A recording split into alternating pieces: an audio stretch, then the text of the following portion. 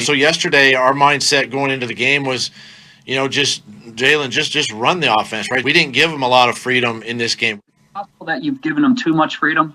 I don't think so. I think that goes with any quarterback around the league. I just don't think it's with Carson, but I think it's any starter that is play callers and play designers that you give these guys too much on their plate. And you got to be careful there. There is a fine line.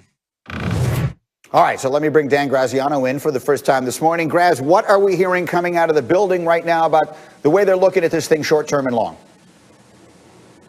Short-term, look, it's going to be Hurts, as they announced yesterday, and it was not a hard decision. Obviously, they looked a lot better and a lot different on Sunday with Hurts than they have at any point recently with Wentz. So they're trying to win games. They're not out of it yet in the NFC East, and they wanted a spark, and he gave them one. So that's the short-term answer, and unless he's awful or gets injured, I would imagine he starts the rest of the year. Long-term, boy, oh boy, we have been talking about this for a while. Carson Wentz's contract does lock him in. Very difficult contract to escape, even via trade, because you have to get somebody to take on big money for a guy who's been struggling. A lot of questions going into the offseason about Wentz's future there, about Doug Pederson's future there. If everyone comes back next year, do you have a competition between Wentz and Hurts and then end up paying potentially Carson Wentz starter money to be your backup? A lot to sort out at that position for the Eagles, but right now, short term, they're trying to win games. They think Jalen Hurts gives them the best chance based on what they saw Sunday. All right, Greg, let me come to you because you did some homework yesterday. Got a tape on this one as well. Show us what you saw from Jalen Hurts on Sunday and what you think it means. Well, while the passing game was rather elementary, Jalen Hurts, what he provides with his legs and the presence he has in the backfield, he's the guy that gives them by far the best chance to win right now. Here's the zone read, okay? Notice the time, 2 minutes left in the second quarter. Zone read in the line of scrimmage backed up. The defensive end just squeezes ever so slightly, which gives Jalen the green light, and there he goes out the gate. 16-yard gain changes it. This is 13 seconds later, by the way. All right, 13 seconds later. Zone read the other way. Look at the presence it has from the linebackers. They both follow Jalen Hurts, take bad steps, which guess what? Opens up a huge hole. Play side, and Miles Sanders takes the distance. I love this play, too. This is pressure. They're going to try to heat up a young quarterback. Jalen Hurts says, you know what? I know Alshon Jeffrey is a big, strong guy that can't run past anyone. So what am I going to do? I'm going to buy a little time, and I'm going to throw a little jump ball so my big body, strong wide receiver can wall off a defender and potentially secure the touchdown on fourth down. Now, that was his best throw of the day. I didn't think he threw it great, and they didn't ask him to. A lot of his throws were at or near the line of scrimmage, and it was very pedestrian. But his presence in the backfield and the way he uses his legs will make everyone else on the offense better at this point in time. All right, so I always love to get you have a great knack of sort of encapsulating the entire situation. How would you put into your words what we have right now in Philadelphia with Wentz, with Hurts, and everything else?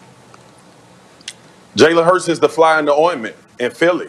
And I know the conversation has been going on about what the future would look like, but the future don't have no damn staple right now. When you look at what Carson Wentz has done and how he's played, and then you put Jalen Hurts up against who was the #1 defense in the league, and he plays and performs at a high level and creates some things. Listen, G, this is the second time now we're having this conversation in Philly about a backup quarterback coming in and operating in this offense better since Carson Wentz MVP year. So there's an issue. And look, we can try to hide it, and we talk about the money, and that's justifiably so. We all know that when you have a player on your team that's making a crazy amount of money, the responsibility goes to seeing if he can play or recreate that. Everybody knows that. But I'm telling you right now, based on Jalen Hurts' history, the things that he's been through, the jobs that have been taken away from him, and the ability to bounce back, this is not going to be easy for Carson Wentz to just come back and immediately think he's going to be the starter once they get into the offseason. Jalen Hurts is literally planted in the conversation for being the Philadelphia Eagles starter moving forward. The fly in the ointment, G, and they did not plan on this happening. I hear you. And listen, that figures to be the most interesting team to follow through the rest of the season and into the meaty part of the offseason. Meanwhile, Graziano, let's run the hurry up. There's a lot of other notes we need to get to, and let's start in Washington. What is the latest with Alex Smith? Alex Smith injured his calf in Sunday's game. they're evaluating it. They've run tests on it. The key will be to see how much he can practice and how he moves around in practice. Obviously, his status for next weekend's game is in question until they see how the calf responds here in the next couple of days and how much he can do in practice. We're going to sound like a broken record here on these quarterback injury issues. Matthew Stafford of the Lions suffered an injury to his rib cage area on Sunday. Again, they're not concerned about fractures. The x-rays came back negative, but they don't know how much work he's going to be able to do in practice. Stafford, a guy who's played through a lot of pain and a lot of injury in his career. Obviously, you can't rule him out for this weekend, but they still, as we sit here right now, are not entirely sure. And then Drew Brees has missed the last 4 games for the New Orleans Saints with ribcage injuries of his own, 11 rib fractures as detailed by our Ed Werder. Brees is a guy that's eligible to come off of IR, was this past week, but the Saints are going to be cautious with him. They still don't have a plan for whether and how much he will practice this week. And of course, unless we see him on the practice field looking good and looking comfortable, he probably misses at least 1 more game. And that game this weekend is against Kansas City, one of the best matchups of the season so far. All right, we're just getting rolling here. Lots still to come. On the way, one of Jerry Jones' game of the year last night. Browns-Ravens in the 4th quarter. Lamar Jackson in the locker room with cramps. Trace McSorley in with the Ravens down by 1 in the final 2 minutes. And down he goes, untouched on a slippery turf. Everyone can see it's a bad-looking injury. Devastation in the moment. But hold everything. Lamar Jackson doing his best imitation of Willis Reed back on the field on a 4th and 5 with the season on the line. Throws a miraculous touchdown to Hollywood Brown, giving the Ravens the 42-35 lead after the 2-point conversion. But hold everything. The fun was just beginning. Browns ensuing possession. Baker Mayfield, who had a terrific night, would cap it with this toss to Kareem Hunt. They would tie the game at 42, but they would leave 64 ticks on the clock. And that would be enough time for Lamar Jackson to do this. From the pocket, Mark Andrews over midfield, sets up Justin Tucker, 55 yards. He's the best kicker in the NFL because he is clutch. That's your ball game. Ravens go on to win it 47-42. Again, an absolute thriller. 20 points scored in the final 2 minutes. And it does bring up my Twitter poll question of the day, because both teams look right now like they will get into the playoffs. Ravens still have some work to do, but if they get there, which one feels built to make a deep run? Could see this going either way. Last I checked on my Twitter page, I think the voting is close, so get on there and cast your vote. Browns, Ravens, who you got to go farther in the playoffs? And let me get my guys in here and see what they think of it. And Swagoo, I'll start with you. As you watch these 2 teams last night and you sort of figure out where we're going to be a month from now, which one you think is better built to make a deep run in January? Last night I said the Cleveland Browns are dangerous, but the Ravens are built to make a deeper run. First, it's experience, G.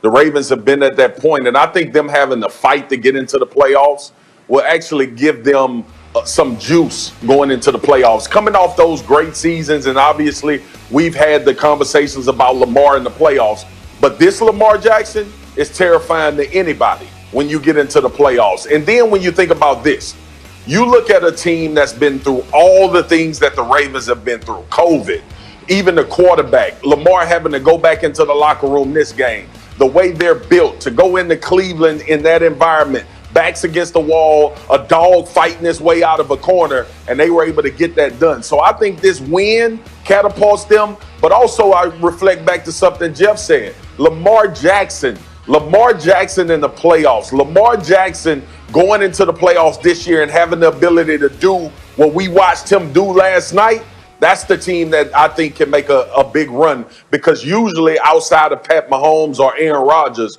you're going to have the best player on the field. And even with those 3 guys and anybody else in the league, you're going to have the best athlete on the field. So I picked the Baltimore Ravens, and from a defensive standpoint. It's 1 vote for the Ravens. Greg McElroy, what's got your vote?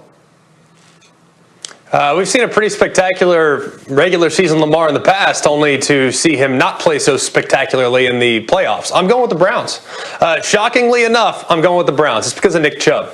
And it's because of that offensive line and that offense's identity. It's really about running the football and controlling the line of scrimmage. And Nick Chubb has turned into not just a good back, we're talking about an elite back. Oh, by the way, yeah, here comes Kareem Hunt, who's also extremely capable when lined up in an I formation and as a pass catcher coming out of the backfield. I mean, those two in a 1-2 punch is really exciting. Oh, by the way, Baker Mayfield's coming into his own. He's more confident, he's more accurate, and I do think that if they got forced into a situation where it became a throw-a-thon, he would be more equipped at this point with the weapons he has to beat you through the air. This is a team that's more balanced than the Baltimore Ravens. Yeah, when Lamar gets out and they're playing against man coverage and they're getting cover zero, like, he'll torch you. But I do think that the Browns are a team that can beat you in several different ways as opposed to the 1 or 2 different ways that the Ravens can beat you. Both teams are good, but I'd lean towards the Browns, shockingly enough. I can't ignore it, Marcus, when you're doing that thing with your head. What is your reaction to this? Gee, the Browns defense doo-doo. Period. Like, they're doo-doo. Like, you think about, look, Baker Mayfield and that offense they have it rolling. G is exactly right. But when you look at the second, I mean, G-Mac is exactly right about this offense. And that's the reason why I think they're dangerous. But it better not be a shootout against a good quarterback, against a really good offense, because that defense has been atrocious. Even going back to last week, we looked at the Tennessee Titans and we know how that game transpired. Second half, the Titans went crazy on that defense. We saw Lamar last night. And look, it's not about just playing. So undisciplined. And the things that they were doing were just uncalled for. Even on the zero blitz at the end of the game. Keep outside contained against Lamar Jackson. At worst, run to the sideline and force him